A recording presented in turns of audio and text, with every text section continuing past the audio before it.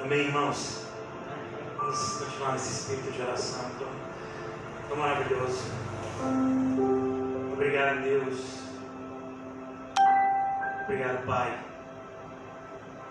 Privilégio nessa noite, Senhor, estarmos aqui reunidos no meio da nossa família.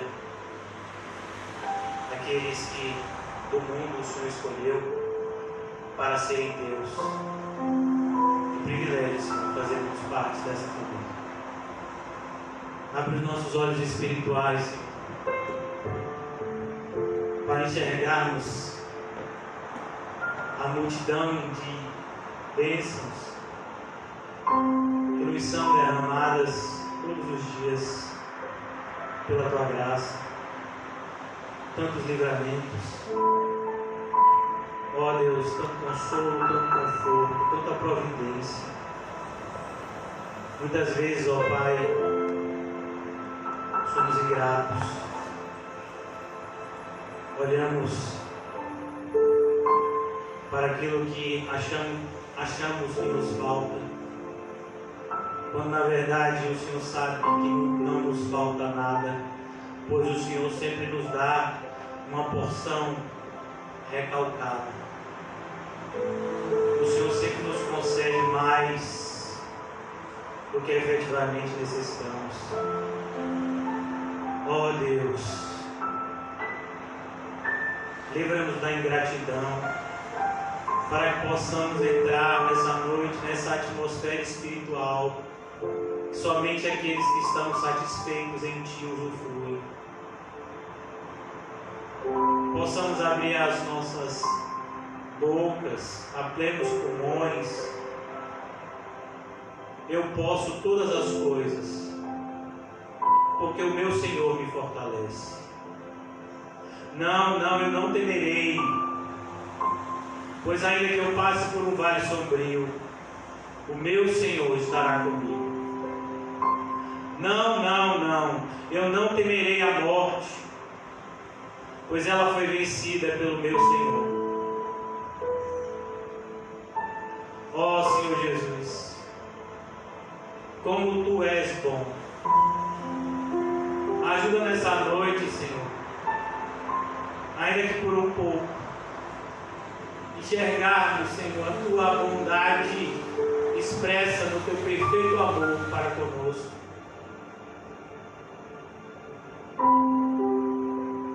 Livra-nos, Senhor, desse espírito do sanguessuga e dai-nos um coração segundo o Teu coração. Pai nosso, Tu estás no céu, Tu estás aqui agora conosco. Tu nos livrou do mal e continuará a nos livrar, Senhor. Concedeste-nos o pão nosso de cada dia. Tu concederá a conceder, pois aquele que alimenta os pássaros, como não alimentará sobremodo os seus próprios filhos? Aquele que entregou por amor a nós o seu próprio Filho, como não nos dará juntamente com Ele todas, absolutamente todas as coisas? Meu Deus, que versículo precioso! Diante de tantas verdades, Senhor, temos essa verdade, Senhor, que o Senhor nos ama. Porque o Senhor escolheu nos amar. Não há motivo, Senhor, para o Senhor nos amar como o Senhor nos ama, mas o Senhor escolheu nos amar e nós sentimos isso, Senhor. Cada segundo do nosso dia, cada respiração, cada bater do nosso coração foi por causa do Teu amor. Obrigado, Deus, por tão grande amor. Ajuda-nos, Senhor, a olharmos mais para as coisas do alto, pois são muito mais maravilhosas, Senhor, do que para essas coisas passageiras e temporais que tantas vezes tentam roubar a nossa alegria e conseguem. Mas nessa noite não, Senhor. Nessa noite não. que os nossos olhos espirituais estejam abertos como nunca estiveram, Senhor. Que a Tua palavra, Senhor, seja para nós o alimento da alma. Sejamos nessa noite, como diz a Tua palavra, fortalecidos no Senhor, na força do Seu poder. Ó Deus, que essa promessa se cumpra nessa noite, Senhor. Oramos em favor dos nossos irmãos enfermos, em especial o pequeno Dylan, Senhor. Nós sabemos que aquele câncer está ali somente para a Tua glória. Ajuda, Senhor, o papai, a mamãe dele. Ajuda ele também nesse procedimento, Senhor, para a Tua glória. Sabemos que ainda comemoraremos a cura completa dele, Senhor. Vemos pelos olhos da fé. Ó Deus, abençoa a vida da irmã Ana, os procedimentos que ela tem passado na Itália, Senhor. Abençoa o irmão José,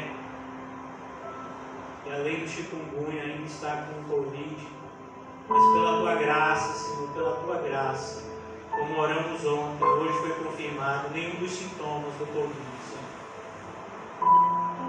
tem atingido o seu filho. Está bem, ele ficará melhor ainda, pois é a Tua graça. Abençoa o papai, Senhor, o irmão Marcelo, que está se recuperando, Senhor, de uma enfermidade. Ó Deus, o papai do irmão José também está internado, mas está melhorando por Tua graça, Senhor. Ó Deus, e tantos outros irmãos aqui que estão enfermos fisicamente, outros emocionalmente, abençoa com a Tua graça, Senhor. A Tua graça nos basta, Senhor. É a Tua graça. Que a Tua graça, Senhor, nessa noite abunde de tal forma e traga paz aos corações aflitos, aos joelhos trôpegos, renove a força, Senhor. Seja assim nessa noite, Deus. Abençoa os nossos irmãos aqui do CAC, cada um deles, com um coração novo, com uma nova vida, Senhor. Nova experiência contigo, cheia do Espírito Santo, de forma definitiva. Ó Deus, abençoa a Tua obra. Ajuda-nos, ó Pai, a continuar evangelizando, levando o Evangelho, Senhor, onde o Senhor nos mandar. Ó Deus, abençoa a vida do irmão Seu Leão, nosso irmão amado, Senhor. Ficou doente, ainda continua um pouco enfermo, eu creio. Mas o Senhor está no controle de tudo, Senhor. Toma conta do coração, da mente dele. Ó Deus, que nessa noite, Senhor, o Teu poder se manifeste ainda mais por meio da nossa fraqueza, Senhor. Que a Tua obra seja feita, Senhor. Que vidas sejam salvas. Que vidas sejam salvas. Que vidas sejam salvas, Senhor. Livra-nos, ó Pai, dessa insensibilidade de tratar pessoas como se fossem números. Nos ajuda a entender que a festa no céu é quando apenas um pecador se arrepende. E seja essa, Senhor, a nossa motivação. Fazer o Teu Evangelho conhecido, porque isso glorifica o Teu nome. E porque é por meio do Teu Evangelho que o Senhor escolheu salvar aqueles que são Teus. O Evangelho é e continua sendo o poder de Deus para a salvação de todo aquele que nele crê. Que jamais nos esqueçamos, Senhor, que o poder não está e nunca esteve em nós, mas está em Ti. Que nós somos apenas receptáculos de barro usados para a Tua glória. Que possamos cada vez mais nos alegrar com esse privilégio. Em nome de Jesus. Amém e graças a Deus. Amém, irmãos? Amém? Amém. Quem está feliz com Jesus? Amém. Graças a Deus. Eu não posso fazer muito esforço, mas é difícil. Então orem por mim. Eu estou um pouco tonto, mas Deus está no controle de tudo. Eu acho que é a alegria de estar aqui com os irmãos, fazendo o que a gente mais gosta, falando de Deus e vivendo o Evangelho. Ontem à noite nós começamos a falar a respeito da segunda carta de Paulo aos Coríntios, né? Como é uma carta cheia de características peculiares, uma carta de todas as cartas que Paulo escreveu, a que ele mais fala dele mesmo, né? Uma carta onde Paulo fala desse relacionamento tão íntimo entre o pastor e a igreja, entre os irmãos da igreja. É uma carta muito linda e eu tenho certeza que vai trazer muita edificação para a nossa alma, como toda a Escritura. E hoje nós vamos iniciar propriamente essa carta, e o título da mensagem de hoje é um recado para nós. Uma vida cristã comum. É impressionante que a gente vive num mundo onde todo mundo quer ser extraordinário, né? Todo mundo quer ser o melhor. Todo mundo quer ser visto como alguém de sucesso. Todo mundo quer ser visto como um exemplo a ser seguido, né? E a Bíblia diz que o cristão é o contrário. O maior homem nascido de mulher disse o quê? Eu não sou ninguém. Que ele cresça e eu diminua. O que eu desejo para você, irmão, é o que eu desejo para mim. Uma vida cristã comum. Aquele que está satisfeito com pouco, ele sempre vai ser rico. E é isso que está faltando muitas vezes na gente. Essa satisfação com o que Deus já não tem dado. Sabe, às vezes a gente olha para Paulo, e eu acho maravilhoso aquele filme que a gente assistiu algumas vezes. Paulo era uma pessoa como eu e você. A gente tem a irmã Antônia aqui. Maria era uma mulher como ela. Timóteo era um jovem como qualquer um de nós aqui.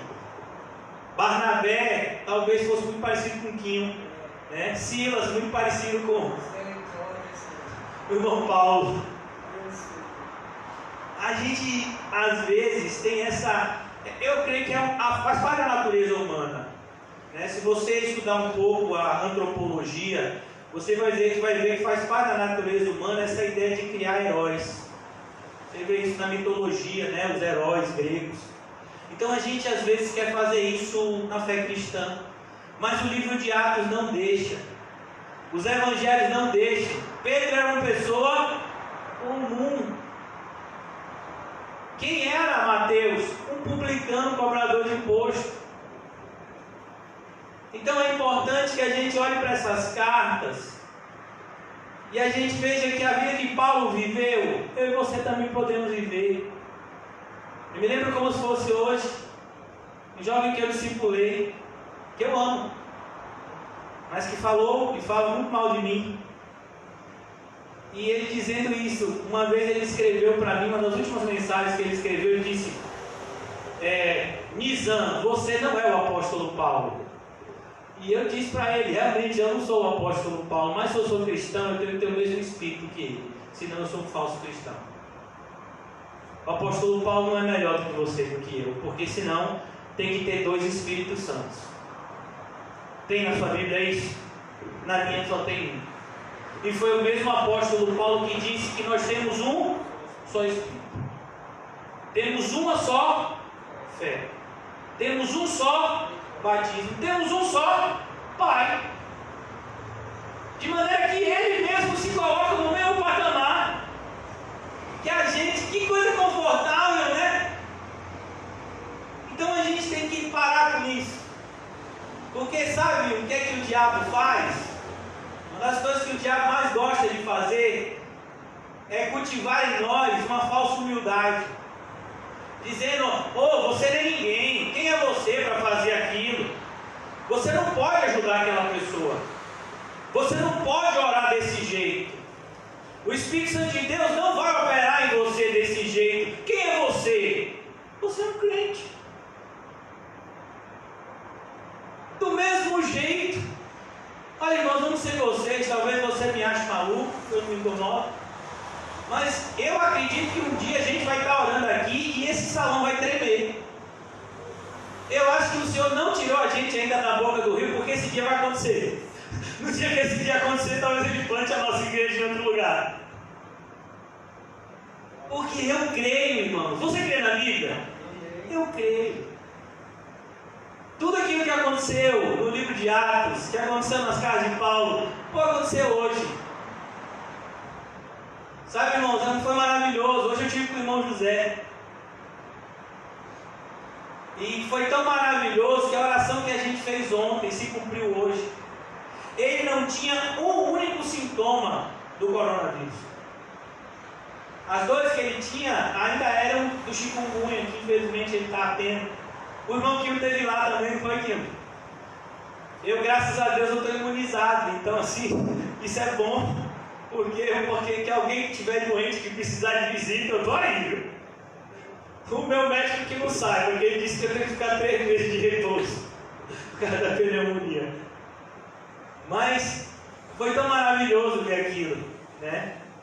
É tão maravilhoso a gente olhar para a Dylan. A irmã Lani hoje botou um videozinho. Irmão, ele fez quimioterapia hoje, era para ele estar arrasado. Um adulto, quando faz uma quimioterapia, a irmã que é da área da saúde sabe disso, fica arrasado. Parecia que ele tinha comido chocolate o dia todo. Né? Irmãos, a nossa igreja vive milagre todo dia. Como é que a gente não vai acreditar nisso? Me explique como é que uma igreja que tem essa quantidade de pessoas consegue pagar esse aluguel. Consegue estar aqui? Me explique. Me explique como é que a gente está aqui há 10 anos, irmão João, que é o tesoureiro. Me explique, irmão. É ele. Glória a Deus. Ele plantou. Obrigado. Ele plantou.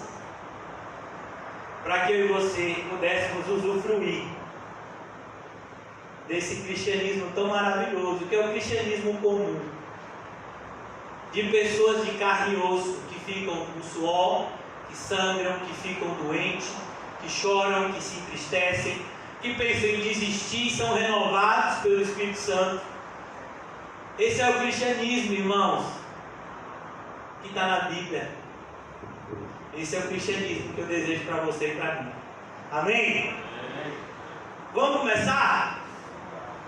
Eu fiz essa introdução em homenagem ao irmão José, que eu acredito que está acompanhando a gente. Ele disse que está assistindo. Ontem ele me falou que assistiu. Né? Que lá na loja, ele está ficando na loja, se tem internet, que a internet lá é boa. Ele deve estar assistindo, né? Olha como começa essa carta. Essa carta é muito apaixonante, irmãos. E eu desejo que você se apaixone pela Bíblia nessa noite, junto comigo. Paulo, apóstolo de Cristo Jesus, pela vontade de Deus. Eu acho tão lindo. Sabe por que você é crente? É pela vontade de Deus. Eu acho lindo porque aqui Paulo não é apóstolo de Cristo Jesus pela vontade do homem. Não foi aquela reunião que chamou e que elegeu Matias. Não estou dizendo, a reunião de Matias foi válida. Eram necessários 12 apóstolos naquele momento. Era uma confirmação das 12 tribos. O chamado de Paulo vai ser 7 anos depois. O chamado de Paulo é um outro chamado, é um chamado aos gentios. Mas eu acho tão bonito que Paulo deixa claro, é a vontade de Deus que faz de você e de mim um cristão. Por isso que se alguém chegar para você e apontar e dizer, por que você acha que você é crente? Porque Deus me chamou. Por que você acha que você é melhor do que eu que sou disso? Deus me chamou. Sabe? É algo pessoal, é você e Deus. É tão lindo a gente olhar para a Bíblia e ver que esse chamado é um chamado de pai para filho. Eu chamo você pelo seu nome, Paulo. É lindo isso, né? Quem imaginava que aquele perseguidor da igreja ia ser chamado pela vontade de Deus. Quem lembra da conversão de Paulo? Estava em Atos. Tinha um cristão, né? Normal, chamado Ananias. E o Senhor diz a Ananias: Ananias, vai lá, Paulo está orando. Ananias ficou com o pé atrás. Você vê que crente, está vendo como é crente? Crente fica com o pé atrás. Você já imaginou se alguém chega para o irmão João e diz: irmão João, sabe aquele pior amigo que você tem, mais ímpio de todos? Aquele que quando você falava do evangelho escarnecia na sua cara, ele está de joelho orando, esperando que você vá lá batizar ele. Acho que João ia dar uma olhada para você: Senhor, o Senhor tem certeza que é ele mesmo? Porque a gente não é assim. Por mais que a gente tenha fé, sempre tem aquela sementinha de incredulidade que fica arredondando assim: rapaz, será? E a conversão de Paulo foi assim: Ananias, vai lá, ele está orando. Por quê? Porque foi pela minha vontade que ele é o que é e se tornará o que ele há de se tornar. Eu quero te dizer que você ainda não é quem você deveria ser. Eu e você somos vasos em constante transformação. De maneira que você hoje é um cristão e amanhã você vai ser um cristão melhor ainda, em nome de Jesus. Paulo, apóstolo de Cristo Jesus, pela vontade de Deus. Eu acho lindo, irmãos, porque de maneira, a palavra apóstolo, ela não existe mais, de certa forma, mas ela sempre vai existir. Como assim, pastor? A palavra apóstolo significa enviado. Então, nós sabemos que só existiram 12 apóstolos e Paulo foi o 13º dele, um apóstolo específico enviado aos gentios. Não existem mais apóstolos como os primeiros apóstolos, mas todo cristão é um enviado, senão não é um cristão. Todos nós recebemos do Senhor uma mensagem: ide por todo o mundo. Você é um enviado na sua rua, no seu trabalho, no supermercado, na padaria, no hospital, se você estiver internado. Você é um enviado. Você é um enviado de Cristo Jesus, de boca fechada e de boca aberta. Você é um enviado. Por isso que eu e você temos que tomar muito cuidado com o nosso comportamento. As pessoas estão nos vendo, nos ouvindo, e nós carregamos conosco o nome de Cristo. Eu me lembro da última pregação do irmão José, terça-feira, não foi? E ele falou sobre isso. Tão bonito. O irmão José cheio do Espírito Santo, né? A gente já torce para ele voltar logo. E ele dizendo isso, que uma das coisas que escandalizava os romanos era ver, né, ele contou a história do imperador descendo, e quando o imperador vê uma cabeça de um cristão, o cristão estava sorrindo. Rapaz, esse camarada foi comido por um leão vivo, e esse miserável está sorrindo mais do que eu. Como é que pode isso? É porque ele é crente. E naquela terça-feira que o irmão José pregou, eu falei para os irmãos ontem, eu fui assistir de novo o documentário, né? O Espelho dos Mártires. Quando a Bíblia diz que é possível ser feliz em meio ao sofrimento, é verdade. É verdade. É verdade. Existe um mundo espiritual, irmãos.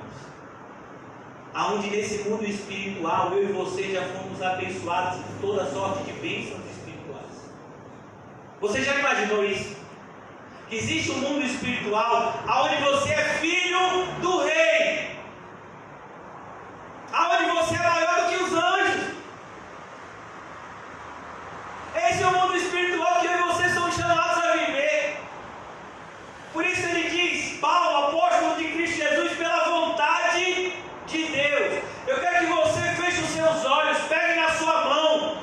Sabe o que tem na sua mão? Não é dinheiro não, é uma certidão de nascimento. E você sabe o que tem escrito aí? Filho de Deus. E eu não estou dizendo isso não, de mim mesmo. Eu estou dizendo isso porque essa Bíblia me autoriza a te dizer isso. Ele veio para os seus, Os seus não receberam, mas todos quantos receberam? Vocês receberam? Amém. Deu-lhes o poder de serem feitos na sua certidão de nascimento espiritual. Está lá quem é o seu pai. Quem é? É Deus.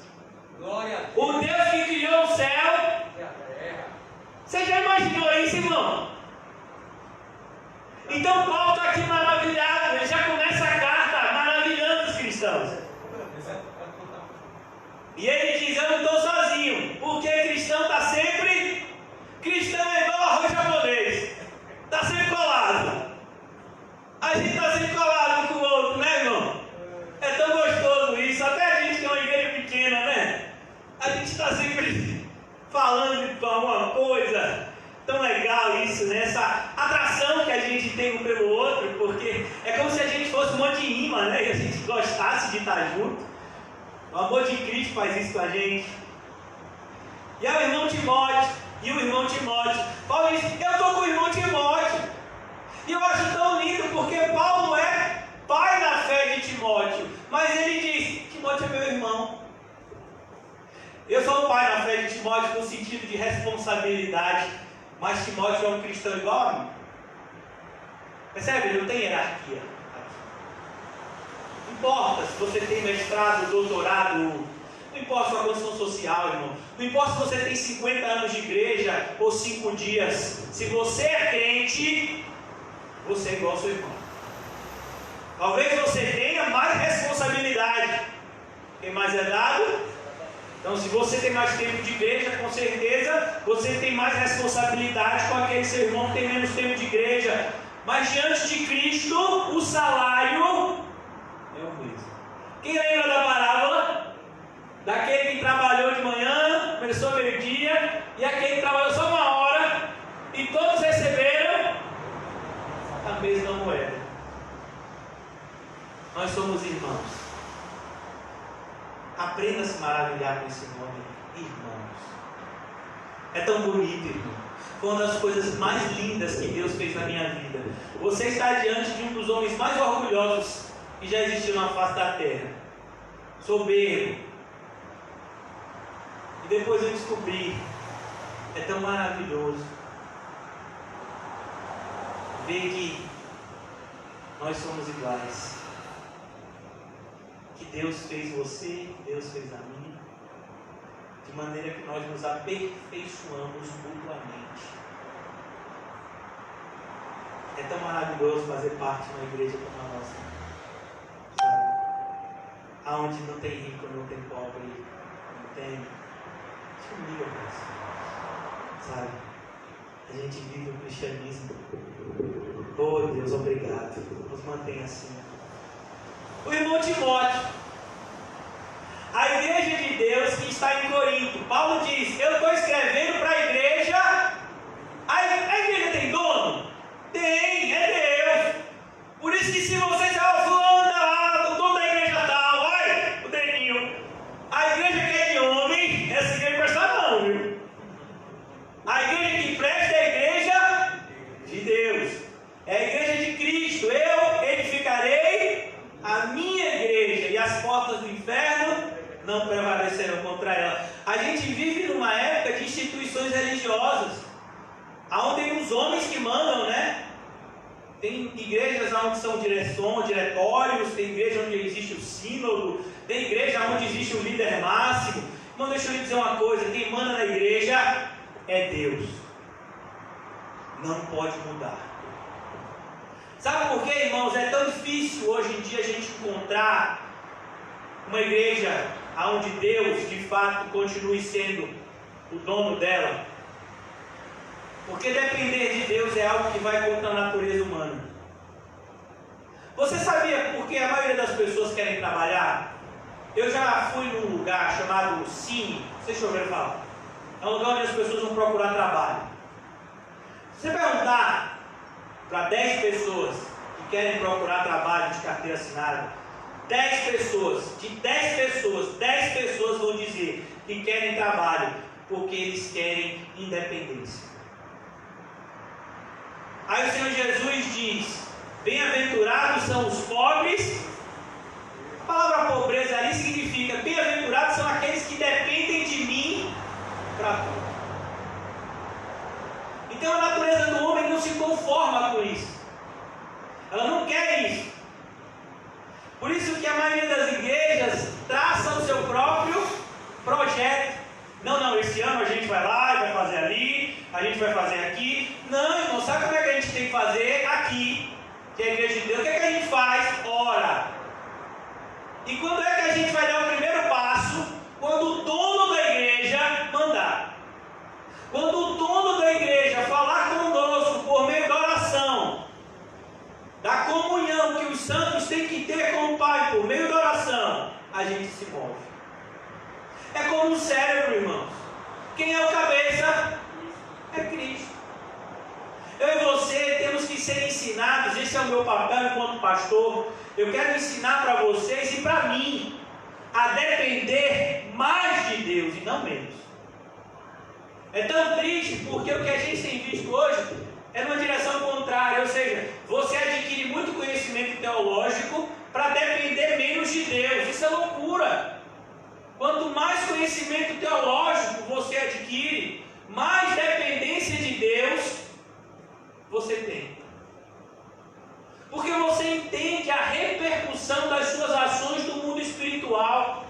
Eu não sei você, mas tem um versículo na Bíblia que eu me tremo, vários, mas um deles: há caminhos aos olhos do homem que são bons, mas são caminhos de morte. Você sabia disso? Existe um mundo espiritual. E eu e você não precisamos andar mais no escuro. Uma luz foi acesa. Mas para que andemos na luz é necessário que andemos em humildade e total dependência ao dono da igreja. Amém? Irmão Timóteo, a igreja de Deus, a igreja de Deus que está em Corinto. A nossa está na boca do rio.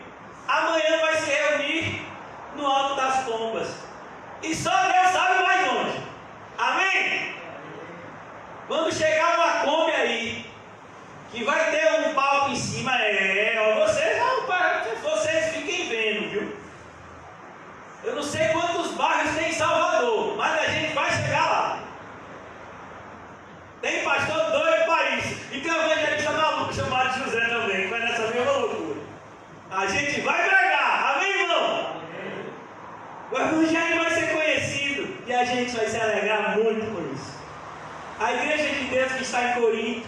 E você sabe o que eu acho lindo? Olha o que está escrito aqui: e a todos os santos em toda a Caia. Você sabia que você é santo?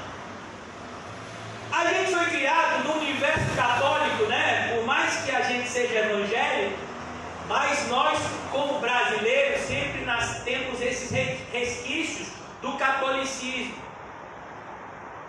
Então a gente acha que santo é alguém que fez algum milagre e que o Vaticano foi lá e beatificou, né? Naquele processo de canonização.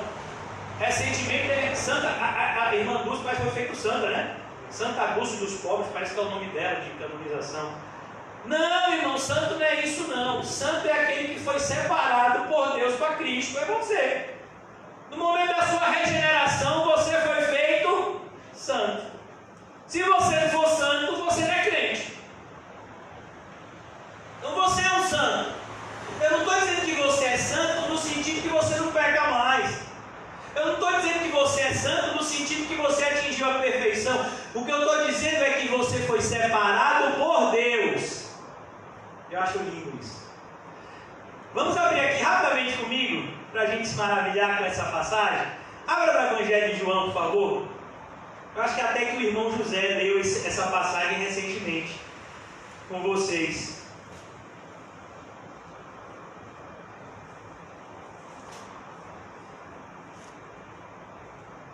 Evangelho de João, capítulo 17. É a oração que Jesus faz pelos seus discípulos.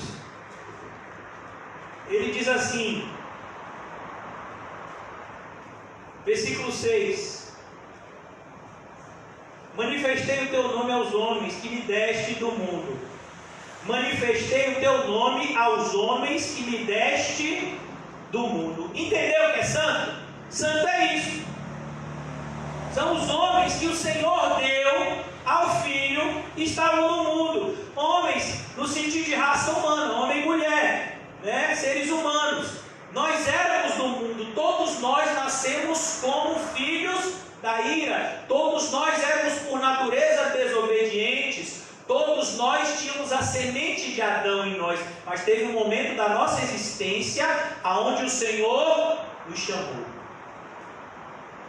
Todo aquele que predestinou, chamou. E aos que chamou, justificou. E aos que justificou, glorificou.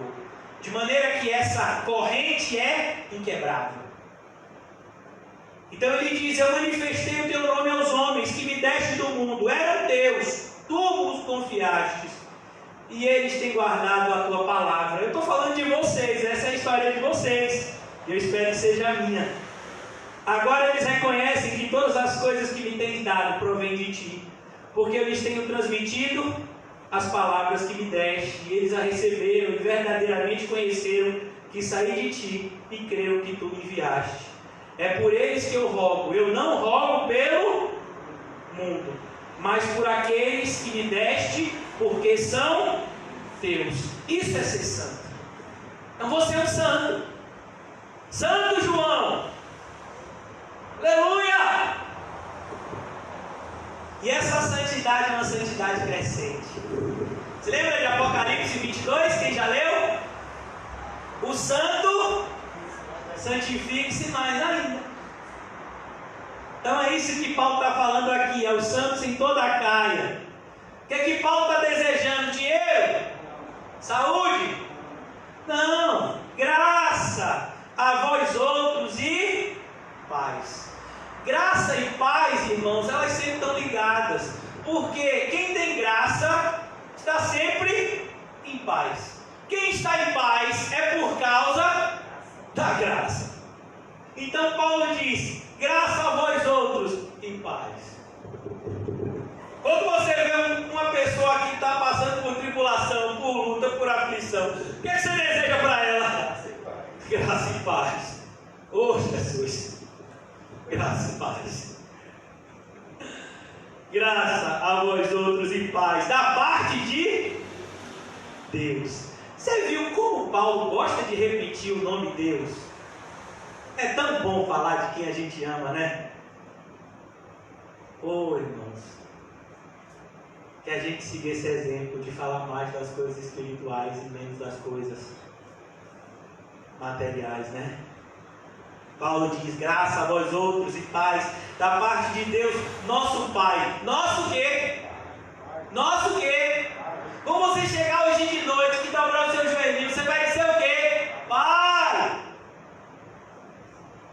Você vai dizer para ele o que, é que você está doendo, o que está doendo, né, meu filho? É aqui, ó Pai. Ô Pai, ajuda, Pai. Pai, é tão bom, né? A gente saber que o Criador de todo o universo é o nosso Pai. E ele diz lá em Romanos que a gente ainda pode chamar de paizinho, né? Abba, Pai. Intimidade. Senhor, olha, eu estou chamando o Senhor de Pai, mas é porque o Senhor mandou. Às vezes, eu não sei você, irmão, mas às vezes a gente fica até meio, né, encabulado. Imagine até o tamanho de Deus. E a gente, né? E a gente chama ele de Pai e ele responde: Pai, nosso Pai e do Senhor Jesus Cristo. Aqui mais uma vez Paulo fala, né? De maneira indireta da Trindade. A Trindade sempre é eterna: Pai, Filho e Espírito Santo. Maravilha. De maneira que Jesus é o primogênito entre muitos irmãos. A ideia de que a glória que Cristo recebe na ressurreição, nós também receberemos, no sentido de que estaremos com Ele no céu, usufruindo dessa glória que Ele conquistou para nós, por meio do seu sangue. Maravilha. Eu quero dizer para você, irmãos, se você é um crente normal, se você é um crente comum, como eu, que é pobre em espírito, a porta do céu está aberta para você. Lá no céu não entra orgulhoso, não entra super-herói. Lá no céu só entra gente humilde. que foi salvo pela graça e que andou pelo caminho da fé. O apóstolo Paulo começa essa carta e diz: bendito seja Deus. Meu Deus, como você já viu, Paulo está falando aqui, a gente está no terceiro versículo, e Paulo está falando o nome de Deus pela quarta vez. Sabe, irmãos, como é maravilhoso. Deus, oh Deus. Eu gosto muito quando o irmão José fala: salva-me, Senhor. A gente vê uma verdade, né? Aquele clamor do nosso amado irmão. Bendito seja Deus e Pai do nosso Senhor Jesus Cristo. Você percebeu que Paulo está repetindo o que falou no versículo 3? Como é que termina o versículo 2, irmão? Perdão. Como é que termina o versículo 2? Nosso Pai e do nosso Senhor Jesus Cristo. Aí ele repete: bendito seja Deus. Bendito seja o Deus e Pai do nosso Senhor Jesus Cristo. Ele diz: o Pai do nosso Senhor Jesus Cristo, Ele é para sempre bendito. O que significa a palavra bendito? Significa que Ele só faz o bem. Tudo que a gente for falar de Deus é bom, é perfeito e é agradável. É a essência de Deus ser bom. Se lembra quando aquele jovem rico quis bajular Jesus? Bom mestre! E Jesus disse o que para ele? Bom só tem um, que é quem? Que é Deus. Toda bondade procede de Deus.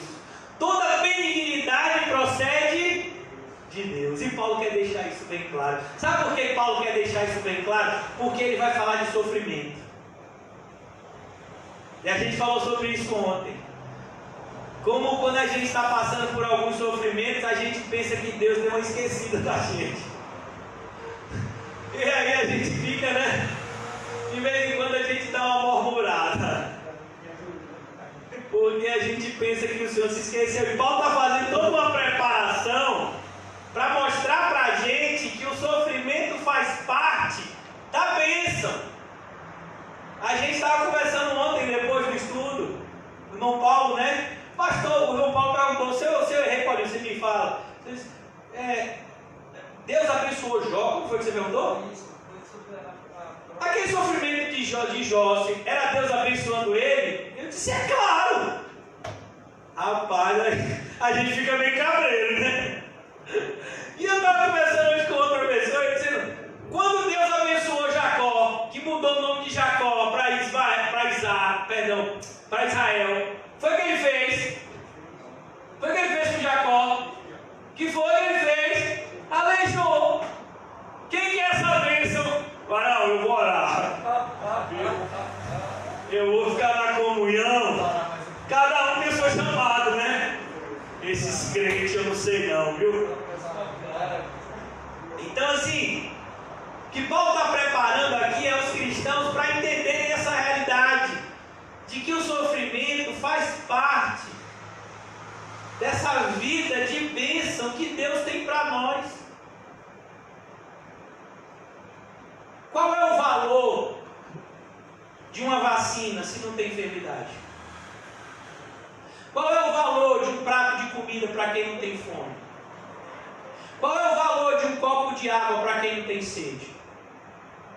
E o que Paulo quer mostrar para a gente é descortinar. Eu não sei se vocês... Quem aqui já foi no teatro? No teatro e até num filme, por exemplo, você tem sempre aquela ideia cinematográfica. Aquilo que está ali não é de verdade. Você vê aqueles pães, aquelas coisas, é tudo de mentira. Né? Esse mundo, irmãos, ele tenta produzir para nós uma ideia mentirosa de que ele é bom, de que o mundo é bom. Se a gente souber aproveitar direito, a gente vai ter uma vida maravilhosa aqui na terra. E o que a Bíblia diz para a gente é: não caia nessa. O mundo é ruim. O mundo foi manchado na raiz. Ele foi amaldiçoado enquanto estava na mão de Adão e Eva. Maldito seja a terra tua causa. De maneira que o apóstolo João nos lembra isso na sua primeira carta e diz: tudo que a gente vai encontrar no mundo que é concupiscência dos olhos, concupiscência da carne, e ele vai além e diz: quem ama o mundo, o amor do Pai não está nele. Então o apóstolo Paulo está tentando mostrar para a gente que não podemos cair nessa cilada. A gente falou sobre isso ontem, quando vimos um jovem em 1 Coríntios, se lembra?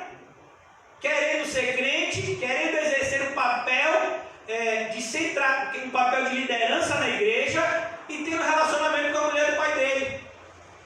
Como se a gente pudesse ser um cristão de qualquer jeito. Não, irmãos. Um cristão é aquele que vive de acordo com os parâmetros que Cristo deixou para nós. Então o apóstolo Paulo ele vai apresentar para nós essa ideia de que é por meio desses sofrimentos, Tiago inclusive fala sobre isso no capítulo 1, que nós amadurecemos para entender o que é bom e o que é ruim.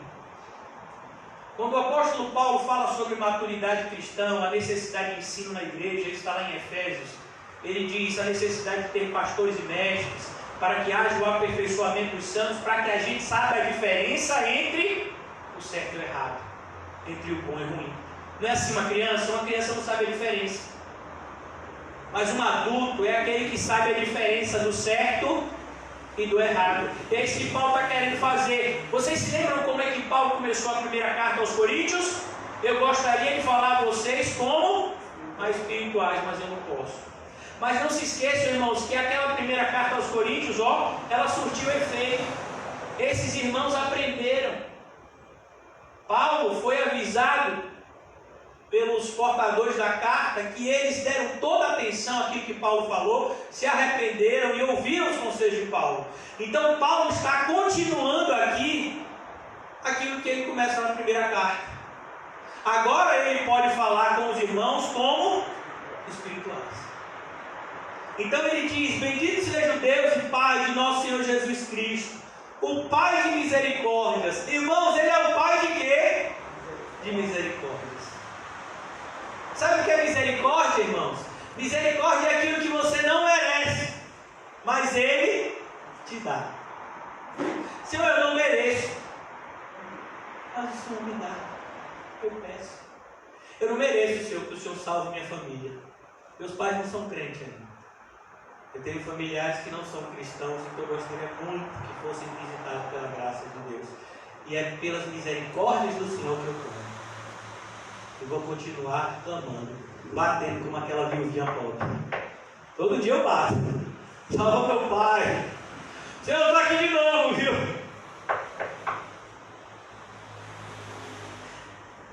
Pai de misericórdias e Deus de toda. Ô irmãos, essa palavra consolação é tão linda, irmãos. Essa palavra consolação, ela é maravilhosa. É como aquela pessoa que passa o remédio na sua ferida, que te dá o alimento no momento que você está quase que desmaiando de fome. Essa é a ideia de consolo. A ideia de consolo aqui não é uma ideia de futilidade, mas uma ideia de um amor sobrenatural. Sabe, uma das coisas que mais elucida essa palavra é a parábola do bom samaritano. O que foi que aquele homem fez? Com aquele desconhecido, ele consolou. Ele estava quase morto à beira do caminho. Ele pegou, botou no seu cavalo, cuidou das feridas, deixou da estalagem e pagou o valor e disse: se gastar mais, eu pago. Isso é consolo. E ele diz aqui: o nosso Deus de toda consolação. Quem precisa de consolo aqui essa noite? Eu preciso. E como? A gente tem um pai que está com consolo para dar para a gente. É tão maravilhoso isso, né, irmão? Sabe por que eu estou fazendo questão assim, de repetir determinadas coisas? Ô irmão, porque eu vou falar por mim, tá certo? A gente é tão negligente. Às vezes as coisas estão na nossa frente. Meu Deus, só pedir. A gente não perde. Às vezes ainda tem um resquício de orgulho que em nome de Jesus vai sair do seu coração e do meu. Você e eu. Está precisando pedir perdão a alguém? Está com o coração sujo? Peça que Deus limpa.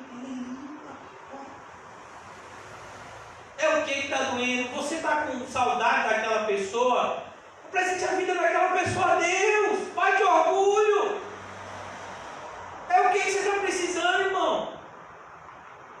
Nós temos um Deus que é o nosso Pai. E que é o que a Bíblia diz aqui. Ele é Pai de misericórdia, de toda consolação. Como é que você não se sente à vontade de pedir algo para um Deus assim? Imagine. Sabe o que é que impede muitas vezes a gente de orar e apresentar as nossas petições diante de Deus? Orgulho. A ideia de que a gente consegue na nossa força. Não, eu vou conseguir viver sem isso. E quem disse que você precisa viver sem isso? Presente a Deus. Deixe que Deus faça a escolha por você. Ele sabe muito melhor que você o que é bom para você.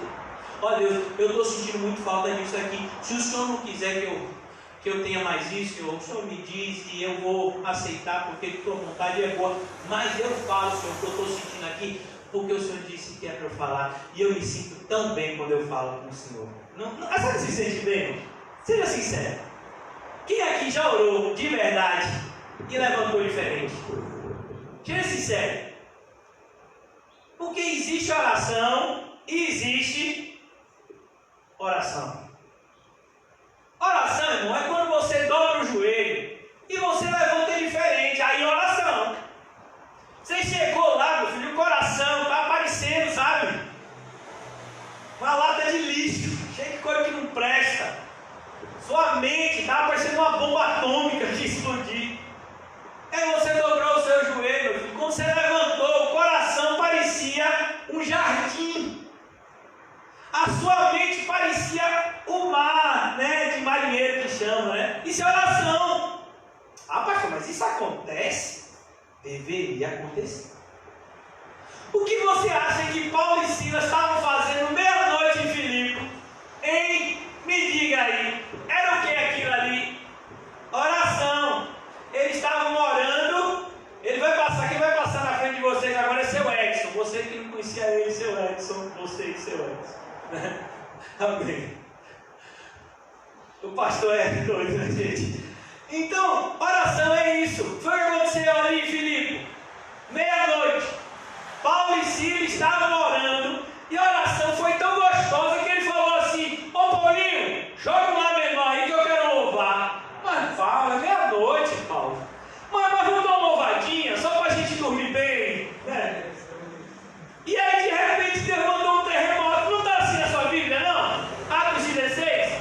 Antes do louvor vem o quê? Oração. Então, irmãos, é possível a gente viver isso de Deus. Foi preciso eu quase morrer para voltar para vocês e dizer: é possível viver mais de Deus.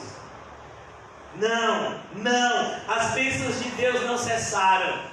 Você não precisa viver a vida inteira como cristão sem sentir nada. Não, você vai sentir, e você vai sentir muita coisa. Você vai sentir o Espírito Santo te tomar. Você vai sentir o Pai dizer que te ama como filho. Você vai sentir o comissionamento de Deus em cada momento que Ele mandar você fazer alguma coisa. Porque Deus te chamou para viver, não para morrer. Nós estávamos mortos em delitos e pecados. E em Cristo Jesus fomos vivificados, não mumificados. Versículo 4, amém?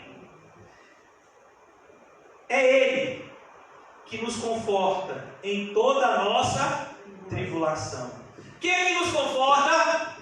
É Deus. Em toda a nossa tribulação. Essa palavra tribulação que está aqui, irmãos, é uma das palavras que mais aparece no Novo Testamento. Dá uma ideia, em alguns momentos, de um navio que está afundando. Paulo passou por alguns naufrágios, né? Ele sabe o que está falando aqui. Então, é Ele que nos conforta em toda a nossa tribulação. É no trabalho, é na família, é na área financeira, é na área física, é na área emocional. Ele nos conforta em toda nossa tribulação. A ideia aqui é: não tem nenhuma área da sua vida que Jesus, que Deus não seja capaz de te confortar. Tão bonito isso, né? Por isso que quando eu estava estudando hoje à tarde, eu estava assim, pedindo perdão a Deus ao mesmo tempo. Meu Deus, como a gente é bobo. Como a gente demora em pedir ajuda àquele que está sempre disposto a nos ajudar, não é? A Bíblia diz que Deus é um socorro o quê? Bem presente. Você já notou que a gente sempre busca a ajuda de Deus em último lugar? Você está precisando pagar a conta. Qual é a primeira coisa que você faz? Tirar o saldo da conta.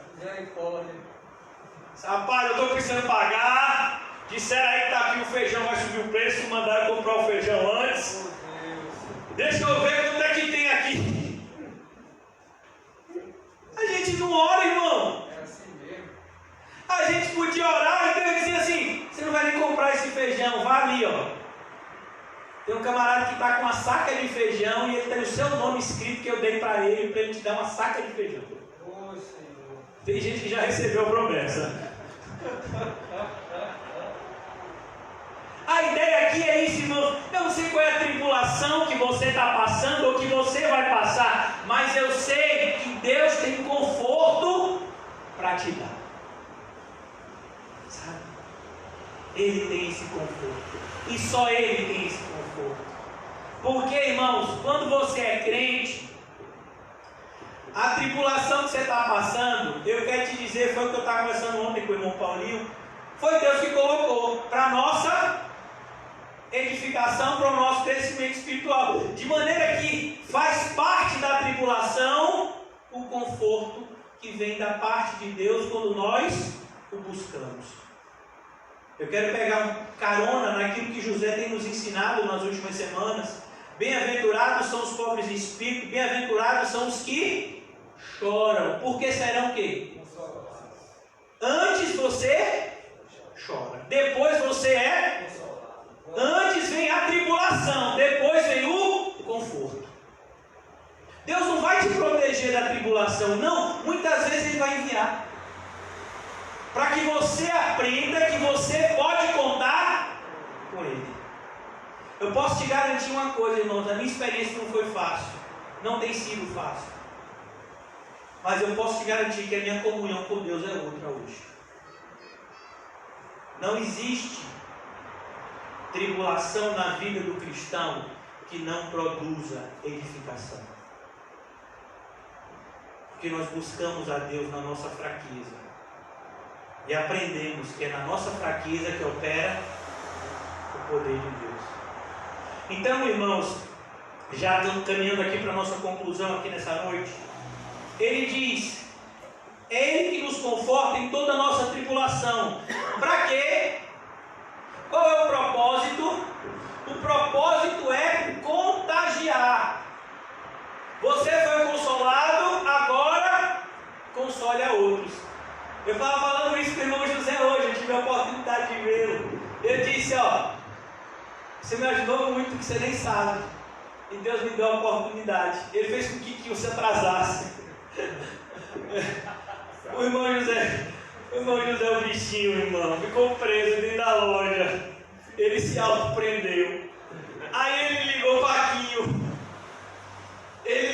Acho que meio-dia, foi, Gui? Quem chegou lá às 2h30.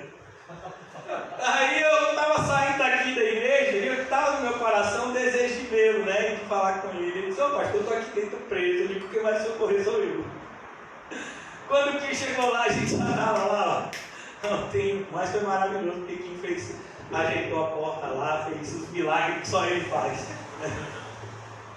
Mas é tão maravilhoso, irmãos, que Deus nos concede essa oportunidade.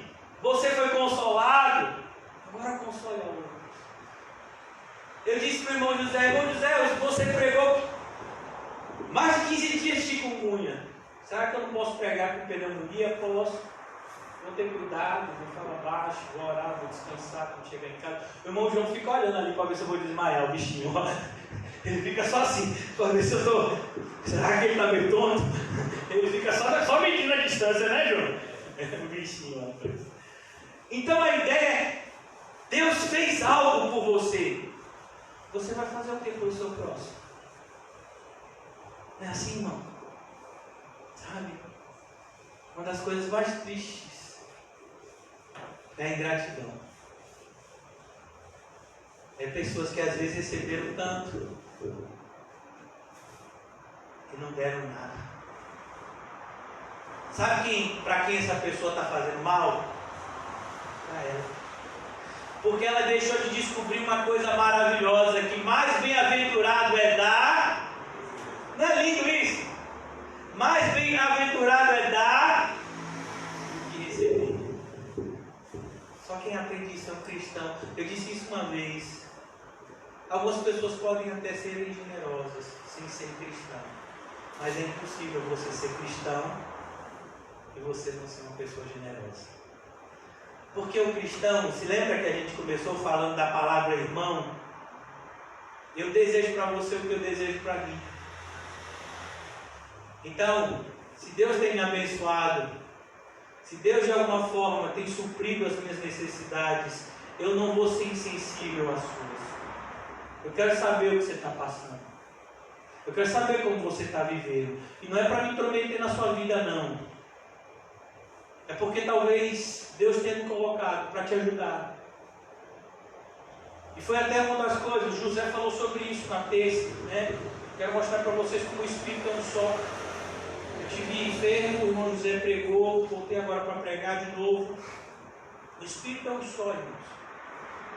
E José estava falando sobre isso na terça-feira, se vocês se lembrarem da pregação dele. Como é que você diz que você ama o seu irmão e você vai despedir ele sabendo que ele está com fome? Não foi o irmão José que falou isso, não. Quem falou isso foi Tiago, no livro Inspirado. Você diz que ama o seu irmão, você sabe que ele vai voltar para casa, que ele tem um quilo de comida em casa, que ele tem filho em casa, ele está passando necessidade. Ah, pastor, mas eu nem sabia. Pior ainda, como é que seu irmão está passando necessidade e você não sabe? Que igreja é essa que vocês não conversam entre si? Uma das coisas mais bonitas que eu acho, irmão, o grupo de mulheres da igreja, são bonitinhos vocês, sabia? Que elas falam tudo, a gente homem é meio, né? A gente homem é meio, a gente precisa aprender com as mulheres, viu, nesse sentido. Tão bonitinho, né? Quando Dino está passando por alguma coisa, né? Vocês sempre se comunicam assim, eu fico sabendo, né? Eu acho tão bonito isso, irmão. Porque é isso que é ser igreja. É não saber da necessidade do outro. Eu acho tão triste que fulano diz assim, depois de um mês, quem disse que José estava de chikungunya, mas eu nem sabia. Poxa, a gente está de chikungunya há 15 dias. É mesmo, eu nem sabia. Mas que igreja é essa que você não conhece a necessidade do seu irmão? É o que? Um clube? Que você veio assistir um jogo no dia domingo e vai voltar para casa? É um espetáculo de teatro? Não, irmão, aqui é a família. De maneira que saber da vida um do outro não é ser intrometido nem fofoqueiro, é ser família, não é? Então aqui ele diz, para podermos consolar os que estiverem em qualquer angústia. Você foi consolado? Talvez a angústia que o seu irmão está passando é diferente da sua, mas isso não significa que você não possa consolá-lo. É maravilhoso isso. Deus nos colocou juntos porque Ele quer nos usar um na vida do outro. Isso é igreja, irmão. Isso é o melhor da igreja. Essa unidade na fé, essa unidade que nos une um ao outro e a Cristo Jesus. E Paulo diz, isso é algo tão profundo que a gente nunca vai saber desse lado da eternidade. Essa unidade na fé. em Cristo Jesus. Para podermos consolar os que estiverem em qualquer angústia, com a consolação com que nós mesmos somos contemplados por Deus. Nós somos o quê? Contemplados. A ideia é, você foi alcançado pela consolação de Deus. Você não merecia nada disso, mas Deus escolheu te consolar, te abençoar, te confortar, derramar as suas misericórdias, a sua graça, a sua paz. O mínimo que você pode fazer é dividir isso com os seus irmãos. Por isso, irmãos, a gente tem que tomar muito cuidado com o egoísmo. O egoísmo é um pecado sério que a gente brinca com ele. A gente não dá devida seriedade ao egoísmo. A gente trata o egoísmo como um pecado de pequena periculosidade, e ele é um dos pecados que mais tem destruído a igreja. Quando você fala, eu não vou hoje para a igreja porque eu não estou me sentindo bem. Irmão, mas talvez você tenha que ir para a igreja hoje para ajudar outro que está pior do que você. Sabe, essa é a ideia de que aqui nós estamos sempre para servir. Enquanto estamos servindo, o Espírito Santo de Deus é derramado copiosamente sobre nós. Sabe, por isso que é mais bem-aventurado é dar. Porque para dar você precisa primeiro receber. Então, eu vou dar algo para você, sabe por quê? Porque Deus me deu antes. E eu vou dar algo para você que é uma parte só do que Deus me deu. Porque Deus me deu muito mais. Eu estou lhe dando isso que Ele mandou eu te dar, mas Ele me deu muito mais. Mais bem-aventurado é dar do que receber. Por isso, irmãos, eu oro para que a gente volte, permaneça, viva no primeiro amor, aonde a vida de cada irmão tem o mesmo valor que a minha. Eu não sou melhor do que ninguém, nem pior do que ninguém, mas eu quero ser igual a Cristo. E quero que eu e você sejamos iguais em Cristo Jesus. Essa é a palavra que ele está dizendo aqui. Nós somos contemplados, consolados para consolar. Versículo 5. Porque assim como os sofrimentos de Cristo se manifestam em grande medida a nosso favor, os sofrimentos de Cristo se manifestam também na nossa vida. Vocês se lembram quando Jesus estava se despedindo dos seus discípulos? Olha, quero avisar vocês que odiaram a mim, vão odiar vocês também. Eu quero avisar vocês que eu estou enviando vocês, mas eu não estou enviando vocês a um lugar que vai tratar bem vocês, infelizmente. Eu envio vocês como ovelhas no meio de lobos. Eu vou estar com vocês. Tudo que acontecer vai ser para a glória de Deus. Nem um fio de cabelo vai cair. Tudo vai ser para a glória de Deus. Mas o ambiente que eu envio vocês é um ambiente que no primeiro momento não será receptível a você. Por isso estejam preparados. Estejam preparados para a rejeição. Estejam preparados para a perseguição.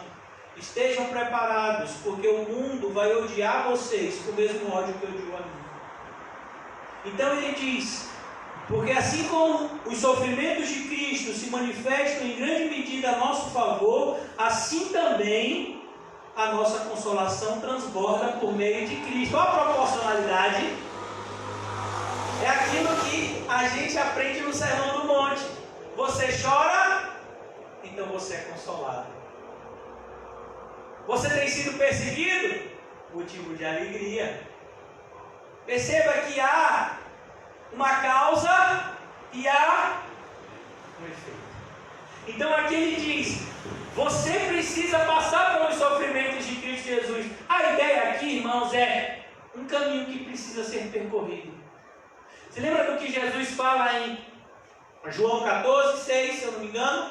Eu sou o caminho, a verdade e a vida, e ninguém vem ao Pai a não ser através de mim.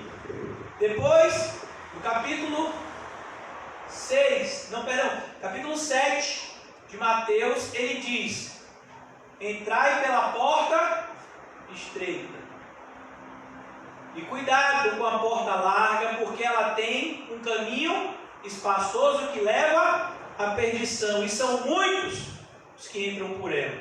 Mas porque estreita é a porta e apertado o caminho que leva à vida, poucos encontram. Então a ideia é, você e eu temos um caminho para percorrer. Esse caminho é difícil, esse caminho vai trazer consigo sofrimentos, desafios, tribulações, mas o tempo todo nós seremos acompanhados por Jesus nesse caminho, de tal forma que o nosso bom pastor, que está ao nosso lado nesse caminho, dele mesmo virá conforto, consolo, misericórdia, tudo aquilo que for necessário para que completemos a jornada que nos está proposta. Essa é a ideia. A ideia não é o sofrimento pelo sofrimento. A ideia não é buscar o sofrimento. A gente não busca o sofrimento, a gente passa por ele como um trajeto que a gente tem que percorrer para chegar no lugar que a gente quer chegar. A gente sempre lembra do livro Peregrino de John Bunyan, né? Porque essa é a realidade. O caminho que o cristão percorre aqui na terra até a entrada do céu é um caminho árduo e difícil, mas cheio de consolo, de misericórdia, de alegrias. Quem já leu o livro de John Bunyan, ouviu o filme, sabe disso. Tem muita dificuldade, não tem? Mas também tem muita alegria, tem livramento. Eu estava falando com o José hoje de manhã, hoje de tarde, né? Do momento em que cristão encontra fiel, e eles começam a brincar, parecendo duas crianças assim, rolando no chão, né? Tão bonito aquela cena. Então é assim, o cristão ele vai passar por muitas lutas, mas a gente vai ter alegria, irmão. Você já imaginou do dia que você vai chegar em sua casa e aquela pessoa que você está orando para ser crente disser: o seu Deus é o meu Deus, o seu Jesus é o meu Jesus. Você já imaginou essa alegria? Você já imaginou? Você já imaginou, João, no dia que você for batizar Jambo? Jambo é o filho de João, que a gente chama carinhosamente, né? É João Pedro. O dia que Jambo olhar e dizer: papai, Jesus falou comigo. Já imaginou? Já imaginou no dia que Paulinho for batizar Paulo Henrique? Eita, aquela alminha! Eita, Jesus, que alegria! Não é lindo, irmão? Eu tenho as minhas duas preciosinhas. Daqui a pouco me liga, ela deve estar acompanhando pela internet. Assim termina o culto ali, meu pai. Não deixe de ter esperança. Ó Senhor Jesus. O mundo quer tirar a sua fé. É verdade. Eu estou aqui para o contrário. A fé vem pelo Ouvir. e pelo ouvir da palavra de Deus. A sua família vai se converter. Eu creio. Eu não sei se vai demorar 10 anos, 20 anos, 30 anos. Abraão esperou 25 anos pelo nascimento de Isaac. Eu creio, Senhor. Por que você vai desistir de sua família? Eu creio. Por que você vai desistir do seu ente querido? Aleluia. Ah, mas já tem 10 anos. E daí? Não, irmãos. Não deixe que a incredulidade entre na sua vida e roube a esperança que o Senhor Jesus colocou de forma tão bonita. Eu tenho visto isso, como alguns irmãos, inclusive eu, temos sido atacados, né? Não, isso não vai acontecer mais, já tem tanto tempo, se tivesse que acontecer, já teria acontecido. Por quê? Você esqueceu que está escrito em Jó 42? Está escrito o quê? Eu bem sei que tudo podes, e que nenhum dos teus planos é para esse Deus teu plano.